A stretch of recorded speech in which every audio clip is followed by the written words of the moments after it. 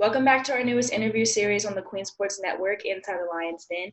I am Maya Forbes here with Melvin Rubio from the wrestling team. How are you doing today? I'm doing well. How are you? I'm good. So, Melvin, tell me why you chose wrestling. What started you? What? Why did you start getting into wrestling?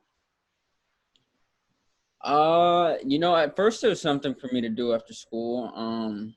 Funny story on kind of how I started. One morning I was in seventh grade when I started, so I missed a bus about September that year, and no one was able to take me to school. And being the kid I was, I said, "Well, you're gonna run to school now." So, it was only about I'd say at most it was only about 3 miles. But here you have an 11-year-old kid running at about 6:45, 7 o'clock in the morning. Through people's yards, and where I'm from, it's not necessarily the most running friendly area. There's no sidewalks, bunch of windy roads, so I got to school looking like a mess, but hey, I made it on time. And so somehow the wrestling coach found out, and came up to me and said, "Hey, you seem tough, so just come wrestle." And I said, "I guess." I didn't really know what that entailed. So, Okay. So, how's your semester been so far with everything that's been going on and having a completely online semester?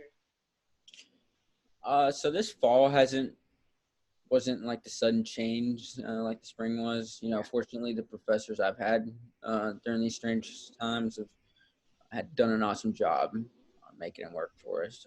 But I'd say the spring was really hard to transition, mainly with how quickly I saw everything unfold. Like most people, the virus or the severity of the situation really wasn't on my radar, until I kind of just completely altered the storybook ending I'd planned for that year. And Yeah. late February, everyone was making COVID jokes, and then even on our way to NCAA's, and after our first workout, I still didn't even hear about it. And the only thing I heard about it was being told to wash my hands, and really didn't think twice about that. And then I think it was like March 12th, whenever the tournament was canceled, and so first you have NCAA's canceled, and everyone's saying go back home. Then you get the email saying uh, you can't go to class anymore. Everything's going online. So not only you're getting on the plane the next day, Yeah. you get back to campus, and it's not like you have time to just relax and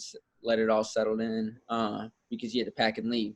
And so, it was definitely an emotional few days, and it did take me a while to accept the new normal of being fully online. But yeah, it's been a good transition.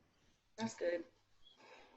Okay, so we kind of already talked about it. Um, how did your coach try and motivate you guys to stay positive during last spring when everything was shutting down and you all had to end up going back home? How did he kind of help you guys out? Um, I'd say the biggest thing Coach Tate did is check up on us weekly, but also, let us know that at some point this is gonna pass, and whatever we whatever we were able to do, just Yeah. go whenever it's time, to go again. So just always staying ready, and controlling what you can control. Hmm. Yeah. So are you back home or are you in Charlotte right now? So I'm back in Charlotte now. Back in August, a lot of my teammates and I moved back Yeah. into town. Okay, so how were you able to try and stay active during quarantine and stuff, either when you did go home or you came back to Charlotte? What type of things were you doing? So at the very beginning, I guess quarantine, lockdown.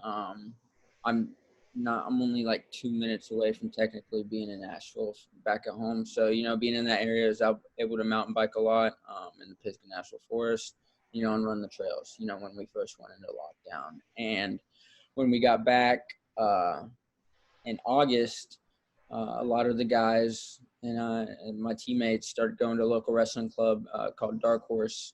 That was only practicing in Fort Mill at the time because South Carolina was probably one of the first states to start opening gyms and start opening facilities. So my teammates and I would carpool and roll around during the high school practices. But once restrictions were lessened, we were able to start going to the main facility here in Charlotte, which we're very appreciative of Dark Horse for letting us come in and do our thing before they had practice.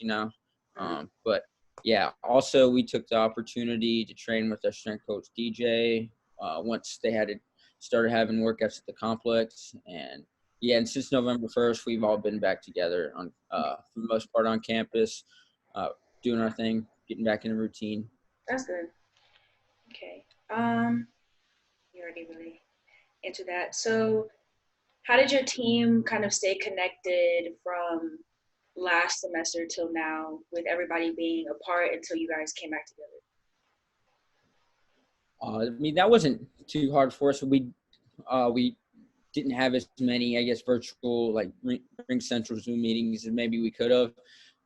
But luckily, we're a pretty tight knit group, and we keep in touch with each other. Like we have two group chats, and just keep up pretty often in that one. Sometimes it's to the point where it's too often in the summer where I need to put you guys on silent. No, it's good, especially during quarantine. It was good to hear from the guys. That's good. Okay. How do you think the team will perform after everything that's happened and you guys are able to come back and get on the mat in January and have a start to your season? You know, I uh, I full-heartedly believe that the guys will be ready to go come January. I guess 7th now that that's our first competition against Limestone, and it really comes down to our preparation and what we've done with all this time, because you can look at it and say there's a bunch of the season that's been missed, but for some Yeah. of our guys, a blessing. Just to get more practice time, but also just let the body heal. As even just in the regular college season, a 4 to 5 month season is a pretty grueling and taxing thing on the body. And so I think we're going to be fresh and ready to go. And I'm excited to see what we can do this year. What are some of your goals for this season? Like your personal goals or like your team goals?